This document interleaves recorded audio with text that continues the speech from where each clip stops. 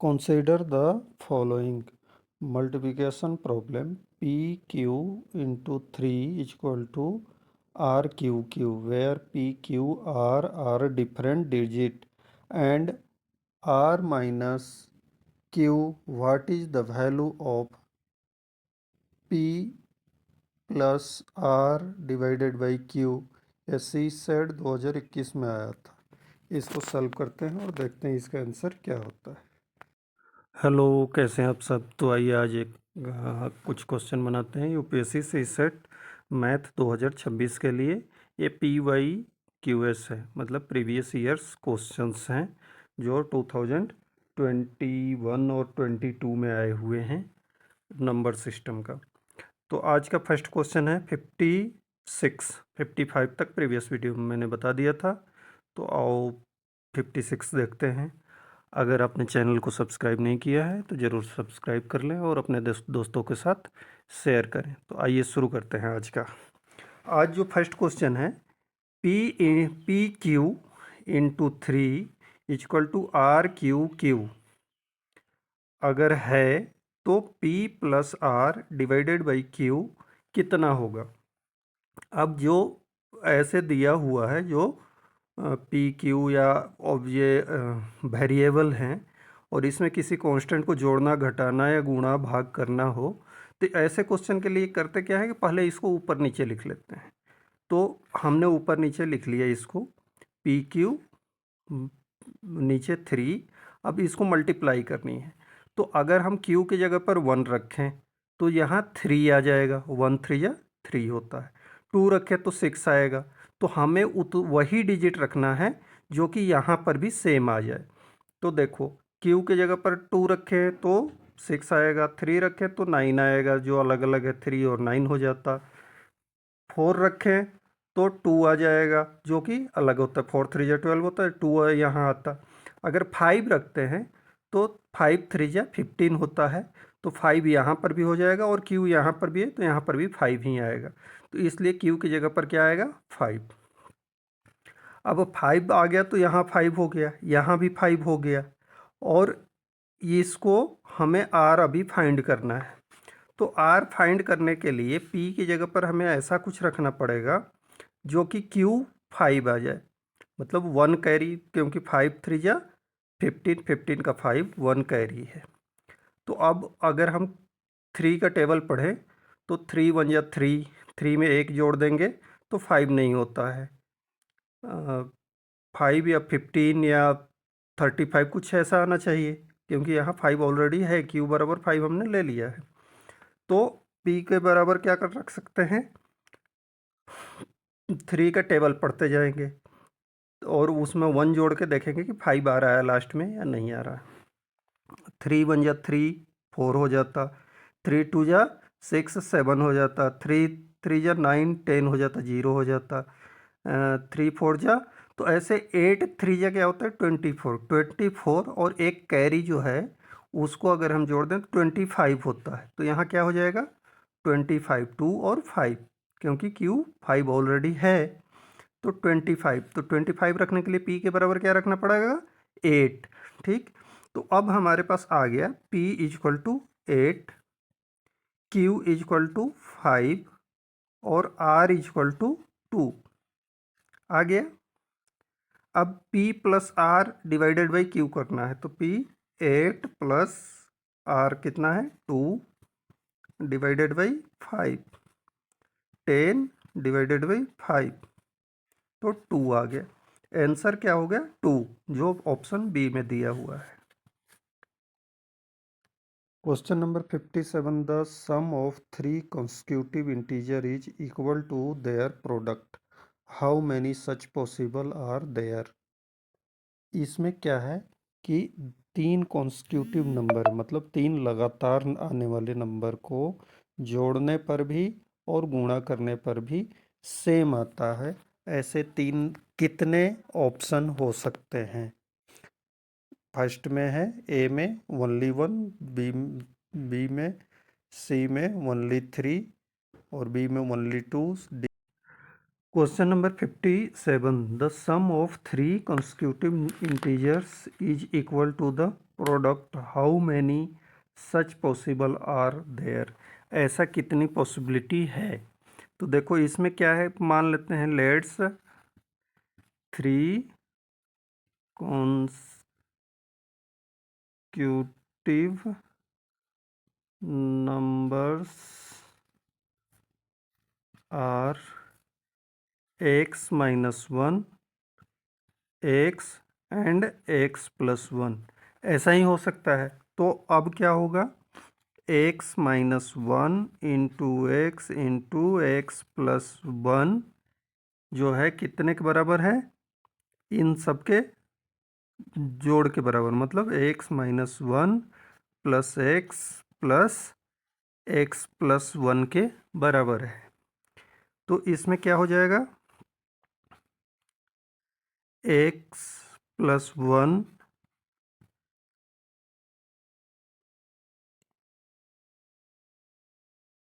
x minus 1 और x, ये क्या हो जाएगा, ये -1 प्लस 1 ख़त्म हो जाएगा, 3x के बराबर होंगे। अब 3x को अगर हम इधर, इसको पहले हम वो कर लेते हैं, सॉल्व कर लेते हैं, तो क्या हो जाएगा, इसको एक्स स्क्वायर माइनस 1 का स्क्वायर इंटू एक्स हो जाएगा equal to 3x,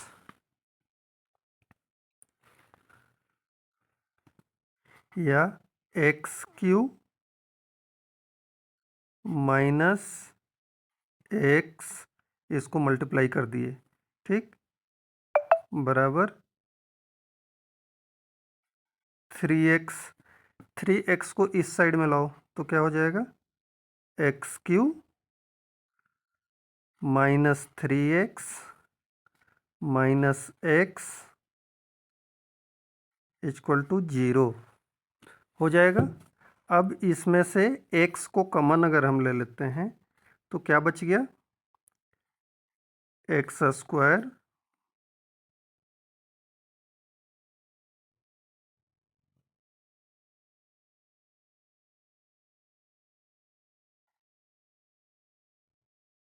-3 minus 1 equal to 0। इसको सॉल्व करेंगे तो कितना हो जाएगा, एक्स समझ में आ रहा है, एक्स स्क्वायर -4, -4 को हम क्या लिख सकते हैं, तो एक्स स्क्वायर -2x स्क्वायर लिख सकते हैं। तो क्या हो गया, x into X plus 2 X minus 2 equal to 0। अब यहाँ x का 3 वैल्यू आ जाएगा। अगर x बराबर 0 आ सकता है, x इक्वल टू 0, अगर इसको करें तो x इक्वल टू क्या आ जाएगा, -2, और इसको करें तो x इक्वल टू +2। तो 3 पॉसिबिलिटी बन रही है x की वैल्यू। तो इसलिए हमारा टोटल आंसर कितना होगा, 3। कितने आंसर होंगे, 3 होंगे। कैसे होंगे, अगर 0 करते हैं तो बीच वाला 0, x बीच वाला है ना यहाँ, तो x जब बीच वाला है तो एक 0 हो जाएगा, -1 +1। इसको अगर हम जोड़ें आपस में तो सारे की वैल्यू 0 होता है। अगर मल्टीप्लाई करें तो सबकी वैल्यू भी 0 होता है। दूसरा, अगर -2 लिए तो -2 -1 एंड +1, ये हो सकता है। तो सॉरी, -2 और -3 एक और -1, इसको आपस में हम जोड़ेंगे तो कितना आ जाएगा हमारा,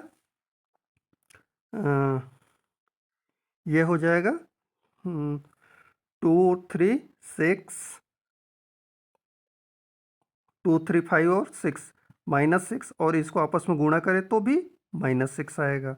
ऐसे ही अगर +2 ले लें तो क्या हो जाएगा, 1 2 और 3, इसको आपस में गुणा करें तो 6 आएगा, और मल्टीप्लाई करें तो भी 6 आएगा। तो 3 ऐसी पॉसिबिलिटी बन रही है, तो इसलिए हमारा आंसर क्या होगा, सी होगा, ओनली 3। 58 नंबर क्वेश्चन है, late P be a 2-digit number and Q be the number consisting of same digit written in reverse order. If P into Q is equal to 2430, then what is the difference between P and Q? यह CSAT 2022 में आया हुआ है। इसको solve करके देखते हैं क्या आंसर आता है। क्वेश्चन नंबर 53, इसमें P और Q दो नंबर हैं जो दोनों 2 डिजिट के हैं। तो हमें पता है कि 2 डिजिट का नंबर किस फॉर्म में होता है, 10x प्लस वाई के फॉर्म में, पता है ना। अब इसको Q क्या है, ये P के इक्वल टू है, और Q क्या है, इसको रिवर्स ऑर्डर में जब लिखा गया तो रिवर्स ऑर्डर में क्या चीज़ होता है, 10y प्लस x होता है। अब यहाँ पर कुछ भी रख दो, अगर 23 है तो क्या हो जाएगा, x 2 हो जाएगा और y 3 हो जाएगा। इसको रिवर्स ऑर्डर में लिखें 32 हो जाएगा, y 3 और x 2, और दोनों की वैल्यू अगर इनके को जगह पर पुट करें तो 23 आएगा और इसका 32 आएगा, इसलिए इसी फॉर्म में मानते हैं। अब दिया हुआ है P into Q equal to 2430, तो हम इसको कर लेते हैं। तो क्या है, 10x plus Y multiply by 10y plus x equal to 2430, ठीक है। अब इसको सिंपल सा मल्टीप्लाई करो, तो 10x 10y इतना हो जाएगा 100xy, और प्लस y से इसमें करें तो 10y², और इसका इसमें किए, प्लस इसको इसमें किए तो 10x², और xy को आपस में किए तो प्लस xy इक्वल टू 2430। समझ में आया कैसे हुआ। इसको 10x 10y 100, 10x से इसको किए तो 10x², y से इसको किया तो 10y², और वो xy का xy, तो ये क्या हो गया, 10 यहाँ xy है और ये, तो ये दोनों मिलके एक 101xy हो गया, और plus 10x² plus 10y² equal to 2430।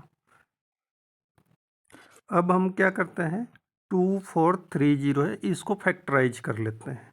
अगर इसको 2430 को फैक्टराइज करेंगे तो ये 2 से जाएगा, कितना हो जाएगा, 1 2 3 का 1, और ये हो गया 5, 1215, ठीक। फिर ये 3 से जाएगा, तो 3 से कितने बार में, 4 3 12 0 5। अब ये 3 से एक बार और जाएगा, तो 1 10 हो गया, तो 3 टाइम में जाएगा, और 115 135, 5 1 6 9, एक बार 3 से और ये जा सकता है, तो कितना हो जाएगा, 4 3 12 5 3 45, एक बार 3 से और जाएगा, 15 3 45, एक बार 3 से और जाएगा तो कितना हो जाएगा, 5। तो क्या आ गया, 2 इंटू 3 इंटू 3 इंटू 3, 1 2 3 4 5 टाइम है, 3 इंटू 3 इंटू 5। इसको दो पार्टों में तोड़ लो, जैसे ये दो पार्ट में है वैसे ही इसको दो पार्टों में, और हमें ध्यान क्या देना है कि दोनों एक दूसरे के विपरीत है। मतलब एक अगर x plus 10x plus Y है तो दूसरा 10y प्लस एक्स के फॉर्म में है। तो 2 3 जा 6, 3 जा 6 3 जा कितना होता है, 18, 18 3 जा 54 और इधर से करते हैं तो 15 और 3 जा 45। अब इसमें देखो 54 और 45 में दोनों एक दूसरे के क्या है, अपोजिट है। इसको रिवर्स ऑर्डर में ये लिखा है या इसको रिवर्स ऑर्डर में ये लिखा है। तो एक नेचुरल है इसमें से 54 होगा और दूसरा 55 होगा।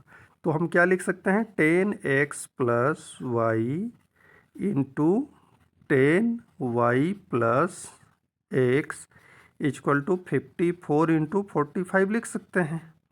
तो एक ये 54, ये जिस तरह से उल्टा है वैसे ये भी इससे भी सेम ही है।